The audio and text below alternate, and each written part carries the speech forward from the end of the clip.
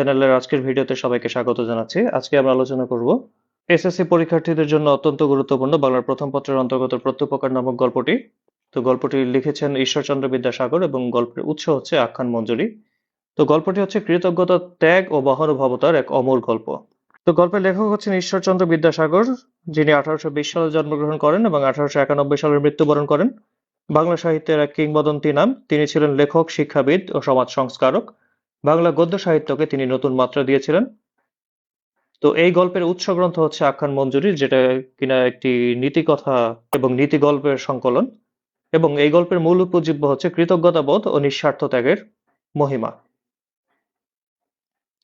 তো এই গল্পের চরিত্র সমূহ আলোচনা করলে আমরা দেখতে পাই যে প্রথম চরিত্র হচ্ছে খলিফা মামুন, যিনি একজন ন্যায়পরায়ণ এবং গুণগ্রাহী শাসক, যিনি ক্রোধের বশে আদেশ দিয়েছিলেন একজন মানুষকে বন্দী করার, কিন্তু শেষ পর্যন্ত তিনি তার আদেশে স্থির থাকেননি। তিনি বরং সকল সত্য শ্রবণ করে সুবিবেচনা বোধের পরিচয় দিয়েছেন। এবং আরেকটি চরিত্র হচ্ছে আলী ইবনে আব্বাস, যিনি হচ্ছেন কৃতজ্ঞতার মূর্ত প্রতীক। জীবনদাতার ঋণ শোধ করতে গিয়ে তিনি নিজের জীবন বিপন্ন করতেও পিছপা হননি। এবং আরেকজন আছেন ডমাসকাসের বন্দী, নিঃস্বার্থ পরোপকারী এবং নীতিবান মহান ব্যক্তি, যিনি নিজের জন্য অন্যের ক্ষতি করতে চান না। তো এই গল্পের ঘটনার সূত্রপাত ঘটে খলিফার কঠোর আদেশের বলে। তো খলিফা মামুন একজন বন্দীকে আলী ইবনে আব্বাসের হেফাজতে দিলেন। তো আলী ইবনে আব্বাস হচ্ছেন এই গল্পের কথক। লেখক গল্পের শুরুতেই বলেছেন যে আলী ইবনে আব্বাস নামক এক ব্যক্তি খলিফার প্রিয় পাত্র ছিলেন, তিনি বলিয়া গিয়েছেন, অর্থাৎ এই গল্পের কথক হচ্ছেন আলী ইবনে আব্বাস। খলিফা ওই ব্যক্তির ওপর প্রচন্ড ক্ষুব্ধ ছিলেন। আলীর দায়িত্ব ছিল বন্দীকে পরদিন সকালে খলিফার দরবারে হাজির করা, কিন্তু এই আদেশের পেছনে লুকিয়ে ছিল এক অজানা অতীতের রহস্য। এখন সেই রহস্যটা কি সেটা সম্পর্কে আমরা জানতে পারবো যে আসলে এখানে যে ব্যক্তিকে ধরে আনা হয়েছিল সেই বন্দির বাড়ি ছিল ডেমাসকাসে। একসময় আলী সেখানে শত্রু দ্বারা আক্রান্ত হয়েছিলেন। তখন সম্ভ্রান্ত এক ব্যক্তি তাকে 1 মাস আশ্রয় দিয়ে প্রাণ বাঁচিয়েছিলেন।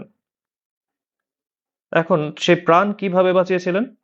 যে ডেমাসকাসে আসলে তখন শাসনকর্তা পদচ্যুত বা বরখাস্ত হয়েছিলেন।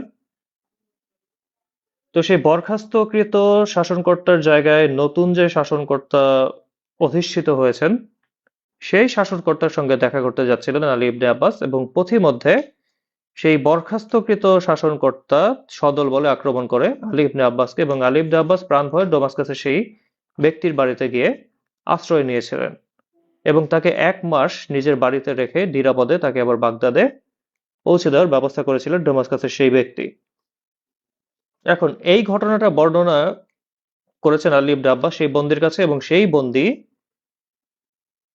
আলী ইবনে আব্বাসকে বলে যে আসলে তিনি সেই ব্যক্তি, এবং আলীও বুঝতে পারলেন যে এই বন্দি আসলে তার সেই জীবনদাতা। বহু বছর পর তার সঙ্গে আবার দেখা, কিন্তু এবার বন্দী হিসেবে। তো সেক্ষেত্রে কৃতজ্ঞতার পরীক্ষা স্বরূপ আলী ইবনে আব্বাস মহান কিছু সিদ্ধান্ত নেন। যেমন শুরুতেই আলী বন্দির শৃঙ্খল খুলে দিলেন এবং পালিয়ে যেতে বললেন, এবং খলিফার আদেশ অমান্য করেও তার ঋণ শোধ করার চেষ্টা করলেন। আলী ইবনে আব্বাস জানতেন যে এই বন্দীকে ছেড়ে দিলে খলিফা হয়তো তার গর্দান নেবেন, কিন্তু তারপরও তিনি তার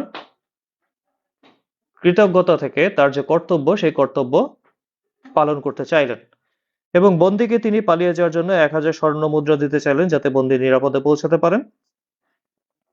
এবং এক্ষেত্রে বন্দিও কিন্তু তার মহানুভবতার পরিচয় দিয়েছে।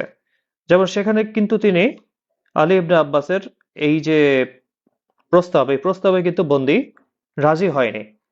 তো সেখানে বন্দি বলেছে যে কিছুকাল পূর্বে যে প্রাণের তিনি রক্ষা করেছেন, এখন নিজের প্রাণ রক্ষার জন্য তিনি সেই প্রাণের সংহারক হতে চান না। অর্থাৎ এখানেও কি তিনি চরম মহানুভবতার পরিচয় দিয়েছেন, এবং এই উত্তরে প্রকাশ পায় তার মহান চরিত্র। আলী ইবনে আব্বাসের প্রস্তাবে সাড়া না দিয়ে সেই বন্দী আলী ইবনে আব্বাসকে বলেছিলেন যে আলী ইবনে আব্বাস যেন খলিফার কাছে সব কথা খুলে বলেন, এবং খুলে বলে ডমাসকাসের সেই জনবন্দির মুক্তির ব্যবস্থা করেন, এবং এতে যদি তিনি সফলও না হন তাতেও কি সেই বন্দির কোনো আক্ষেপ থাকবে না। তো আলী ইবনে আব্বাস সেই ব্যক্তির কথা মতো খলিফার কাছে যান এবং খলিফার কাছে সমস্ত সত্য কথা খুলে বলেন এবং বন্দির পূর্বের পরোপকার ও বর্তমান ত্যাগের কথা বিস্তারিত বর্ণনা করেন। তো সত্য কথা শুনে খলিফার ক্রোধের বদলে শ্রদ্ধার উদয় হলো। তিনি বন্দীকে মুক্তি দিলেন এবং আলীর কৃতজ্ঞতা বোধকেও সম্মান জানালেন। এখন এই গল্পের মূল শিক্ষাগুলো আসলে কি?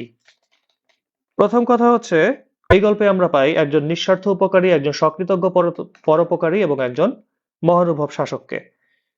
তো এখানে নিঃস্বার্থ উপকারী হচ্ছে ডমাসকাসের সেই ব্যক্তি যিনি কোনো স্বার্থ ছাড়াই আলী ইবনে আব্বাসকে নিজের ঘরে রেখেছিলেন এবং 1 মাস নিজের আলোয় রেখে তাকে নিরাপদে তার বাড়ি পৌঁছতে সাহায্য করেছিলেন। আবার এখানে সকৃতজ্ঞ পরোপকারী হচ্ছেন আলী ইবনে আব্বাস, যিনি বন্দির পরিচয় পাওয়া মাত্র যে নিজের জীবনের পরোয়া না করে বন্দিকে মুক্ত করে দেওয়ার প্রচেষ্টা চালিয়েছিলেন। অর্থাৎ এই গল্পে আমরা দেখতে পাই যে এই গল্পের মূল শিক্ষাটা হচ্ছে কৃতজ্ঞতা। আসলে উপকারের কথা কখনো ভুলতে নেই। তো আলী বহু বছর পরেও তার ঋণ স্বীকার করেছিলেন। আবার এখানে সততার কথাও কিন্তু বলা আছে যে এই যে নিজের স্বার্থের জন্য ডমাসকাসের বন্দী ব্যক্তি আলী ইবনে আব্বাসকে বিপদে ফেলতে চাননি, বরং তিনি সকল সত্য কথা শুনে খলিফাকে শুনিয়ে তাকে তার মুক্তির ব্যবস্থা করার জন্য আলী ইবনে আব্বাসকে বলেছিল। অর্থাৎ এক্ষেত্রেও কিন্তু তার সততার প্রমাণ আমরা পাচ্ছি। আবার এখানে ক্ষমা ও মহানুভবতা, যে মহানুভবতা যে কোনো মানুষের মন জয় করতে পারে, তো খলিফার হৃদয়ের পরিবর্তনই হচ্ছে তার প্রমাণ। যে খলিফা যখনই ডমাসকাসের বন্দির অপর সকল ঘটনা শুনলেন তখনই কিন্তু তার হৃদয়ের পরিবর্তন ঘটলো। তিনি বন্দীকে ক্ষমা করে দিলেন এবং তার ভুলের প্রায়শ্চিত্ত হিসেবে তাকে প্রচুর পাথেয় এবং পুরস্কার সহ তাকে বাড়িতে পাঠিয়ে দিলেন। তো এই গল্পের জন্য গুরুত্বপূর্ণ কিছু জিনিস আমরা এখন আলোচনা করব, যেখানে অনুধাবনমূলক প্রশ্ন আছে, যেমন আপনার মনস্কাম পূর্ণ হয়েছে, এরকম আরো বহু লাইন আছে যা অনুধাবনমূলক প্রশ্ন হিসেবে আসতে পারে। তো আপনাদের প্রতি অনুরোধ থাকবে যে বইয়ের প্রতিটি লাইন একটু ভালোভাবে একটু মনোযোগ দিয়ে পড়া। এখন সৃজনশীলের জন্য গুরুত্বপূর্ণ পয়েন্ট হচ্ছে যে আলীর কৃতজ্ঞতা এবং বন্দির ন্যায়পরায়ণতার তুলনামূলক বিশ্লেষণ এবং উভয়ের চরিত্রগত বৈশিষ্ট্য তুলে ধরো। এখন আপনি যে উদ্দীপকই দেখুন না কেন, মানে আপনার পরীক্ষায় যে উদ্দীপকই আসুক না কেন, প্রতিটি উদ্দীপকেই দেখবেন যে এখানে হয় আলীর কৃতজ্ঞতা অথবা বন্দির ন্যায়পরায়ণতা অথবা খলিফা মামুনের মহানুভবতা, এই তিনটা পয়েন্টের কোনো না কোনো পয়েন্টের সঙ্গে আপনি মিল পাবেন। তো দেখুন, আপনাদের সুবিধার্থে এখানে একটি উদ্দীপক দেওয়া হয়েছে। তো উদ্দীপকটি আমরা এখন পড়ব। যে করিম সাহেব দীর্ঘ 10 বছর আগে বিদেশে যাওয়ার সময় চরম আর্থিক সংকটে পড়েন। প্রতিবেশী রহিম মিয়া নিজের জমি বন্ধক রেখে তাকে সাহায্য করেন। আজ করিম সাহেব বিত্তবান, হঠাৎ দেখলেন রহিম মিয়া চুরির দায়ে অভিযুক্ত হয়ে আদালতের বারান্দায় দাঁড়িয়ে আছেন। করিম সাহেব অতীতের উপকার স্মরণ করে মামলার ক্ষতিপূরণ দিলেন এবং রহিম মিয়ার পরিবারের দায়িত্ব নিয়ে তাকে বিপদমুক্ত করলেন। তো আপনারা দেখুন, এই উদ্দীপকে আমরা কি দেখতে পেলাম, যেখানে রহিম মিয়া নিজের জমি বন্ধক রেখে করিম সাহেবকে সাহায্য করেছিল। অর্থাৎ এখানে কিন্তু আমরা সেই নিঃস্বার্থ উপকারী ডমাসকাসের নাগরিকের সঙ্গে কিন্তু আমরা মিল পাচ্ছি। আবার করিম সাহেব অতীতের উপকার স্মরণ করে মামলার ক্ষতিপূরণ দিয়েছেন এবং রহিম মিয়ার পরিবারের দায়িত্ব নিয়ে তাকে বিপদমুক্তও করেছেন। অর্থাৎ এক্ষেত্রে আমরা যে সকৃতজ্ঞ পরোপকারী সেই আলী ইবনে আব্বাসের সাথে এখানে মিল পাচ্ছি। তো এখানে আপনাদের সুবিধার্থে কিছু প্রশ্নের অবতারণা করা হয়েছে। যে প্রথম প্রশ্নটি দেখুন, ক নম্বর প্রশ্ন, প্রত্যেপকের গল্পটি বিদ্যাসাগর কোন গ্রন্থ থেকে নেওয়া হয়েছে? অর্থাৎ এটা একটা জ্ঞানমূলক প্রশ্ন। তো এরকম এক কথায় প্রশ্ন বা উত্তর আপনাদের বই থেকে লেখক পরিচিতি, পাঠ পরিচিতি, শব্দার্থ এবং টিকা এবং টেক্সটের ভেতর থেকে আসবে। খ নম্বর প্রশ্নটি হচ্ছে, আপনার মনস্কাম পূর্ণ হয়েছে এ কথাটি কে, কাকে এবং কেন বলেছিল? এ ধরনের চরণ আপনাদের টেক্সটের ভেতর থেকেই অথবা আপনাদের পাঠ পরিচিতির ভেতর থেকে আসতে পারে। এরপরে গ নাম্বার প্রশ্নটা দেখছি যে করিম সাহেবের চরিত্রের সঙ্গে আলী ইবনে আব্বাসের সাদৃশ্য ব্যাখ্যা করো, অথবা এ ধরনের প্রশ্নও আসতে পারে যে উদ্দীপকের করিম সাহেবের চরিত্রের সঙ্গে প্রত্যেক গল্পের কোন চরিত্রের মিল আছে বা কোন চরিত্রের সাদৃশ্য আছে তা ব্যাখ্যা করো। রহিম মিয়ার চেয়ে গল্পের বন্দীর নৈতিকতা ও ত্যাগের মহিমা আরো উজ্জ্বল, বিশ্লেষণ করো। এই প্রশ্নের মাধ্যমে আসলে উদ্দীপকের রহিম মিয়া এবং গল্পের যে ডোমাসকাসের বন্দী তাদের মধ্যে একটা তুলনামূলক আলোচনার অবতারণা করা হয়েছে। আসলে এখানে লিখতে হবে যে ওই বন্দী কি কি কাজ করেছিল গল্পের মধ্যে। গল্পের মধ্যে ওই বন্দী যে শুধু নিঃস্বার্থ উপকার করেছে তা কিন্তু না। পরবর্তীতে আলী ইবনে আব্বাস যখন তাকে মুক্তি দিতে চেয়েছে নিজের বিপদ জেনেও, তখন কিন্তু সে আলী ইবনে আব্বাসকে বিপদে ফেলতে চায়নি। কিন্তু উদ্দীপকের রহিম মিয়ার মধ্যে কিন্তু এই ঘটনাটা নেই, বরং করিম সাহেব যে রহিম মিয়ার পরিবারের দায়িত্ব নিয়েছেন সেখানে পরবর্তীতে রহিম মিয়ার আচরণ কেমন ছিল সেটা কিন্তু উদ্দীপকের মধ্যে নেই। তো সুতরাং আমরা এখানে বলতে পারি যে মন্তব্যটি আসলে সত্যি, যে রহিম মিয়ার চেয়ে গল্পের বন্দীর নৈতিকতা এবং ত্যাগের মহিমা আরো উজ্জ্বল। কেননা বন্দী কিন্তু সেখানে ষড়যন্ত্রের শিকার ছিলেন, আর উদ্দীপকের রহিম মিয়া কিন্তু চুরির দায়ে অভিযুক্ত ছিলেন। এখন ক নাম্বার প্রশ্ন ছিল যে গল্পটি কোন গ্রন্থের। তো ক নাম্বার প্রশ্নের উত্তর হচ্ছে প্রত্যেকপ্রকার গল্পটি ঈশ্বরচন্দ্র বিদ্যাসাগর আখ্যান মঞ্জুরি গ্রন্থ থেকে নেওয়া হয়েছে। তো আখ্যান মঞ্জুরি বিদ্যাসাগরের একটি নীতি শিক্ষামূলক গদ্য গ্রন্থ, যেখানে বিশ্ব সাহিত্যে চমৎকার গল্প বাংলায় অনুবাদ ও রূপান্তর করা হয়েছে। খ নাম্বার প্রশ্নটি হচ্ছে যে আপনার মনস্কাম পূর্ণ হয়েছে, এটি কে কাকে বলেছিল। তো উক্তিটি ডেমাস্কাস থেকে আসা বন্দী ব্যক্তিটি আলী ইবনে আব্বাসকে বলেছিলেন, কারণ এখানে আলীর আক্ষেপ ছিল যে তার অতীত উপকারের কোনো খোঁজ তিনি পাননি এবং কৃতজ্ঞতা জানাতে না পারাটা তার জীবনের বড় একটা আক্ষেপ। এবং এরপরে তাদের মধ্যে অপ্রত্যাশিত মিলন ঘটে যে আলী যাকে খুঁজছিলেন সেই ব্যক্তি সামনে বন্দী অবস্থায় উপস্থিত ছিলেন, তাই কৃতজ্ঞতা প্রকাশের ইচ্ছা পূরণ হওয়ার কথা জানাতেই বন্দী এই কথাটি বলেন। এরপরের প্রশ্ন যে করিম সাহেব ও আলী ইবনে আব্বাসের চারিত্রিক সাদৃশ্য। তো উদ্দীপকের করিম সাহেব আর্থিক সংকটে রহিমের সাহায্য নিয়েছিলেন এবং পরে ধনী হয়ে ঋণ শোধ করেছিলেন, এবং তিনি মামলায় রহিমকে জামিন ও পরিবারকে সহায়তাও করেছিলেন।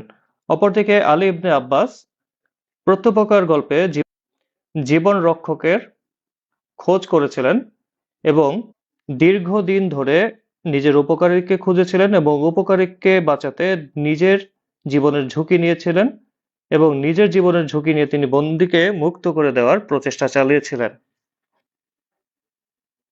যেখানে সাদৃশ্যের মূল সূত্র হচ্ছে উভয় চরিত্রে কৃতজ্ঞতাবোধ ও প্রত্যুপকার করার মানসিকতা ফুটে উঠেছে। উভয় দীর্ঘকাল ধরে অতীত উপকারের সন্ধান পান, নিজ সামর্থ্য অনুযায়ী ঋণ শোধ করেন, উপকারের বিনিময়ে উপকার এই নীতিতে বিশ্বাসী এবং স্বার্থ ত্যাগ করে অন্যের বিপদ মোচন করেন।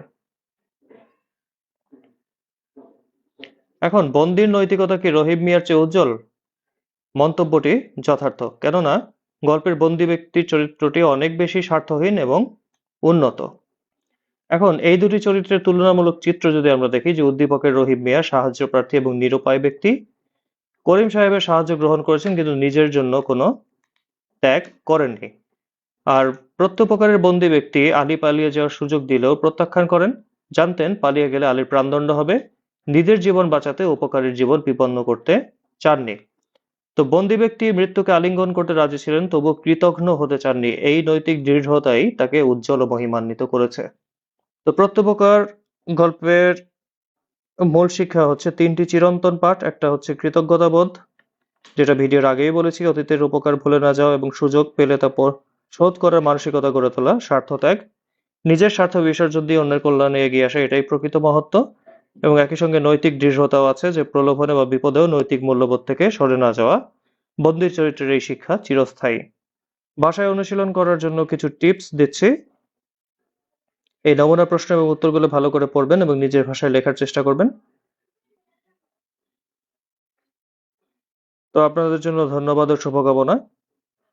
চ্যানেলটি ভালো লাগলে লাইক, সাবস্ক্রাইব করবেন এবং বন্ধুদের সঙ্গে শেয়ার করে দেবেন। সবাইকে আল্লাহ হাফেজ।